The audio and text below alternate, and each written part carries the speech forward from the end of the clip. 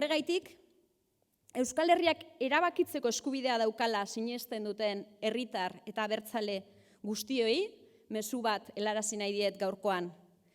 Euskal Herria Bildurena da, botu abertzale eraginkor bakarra. Euskal Herria Bilduren botua da, Madrilen erabakitzeko eskubidea defendatuko duen bakarra. Soberanista, katalanekin eta galegoekin eskuz esku eta elkarlanean aritu daiteken bakarra Euskal Herria Bildu da. Sánchezek eskuinaren programa politikoa erosi du.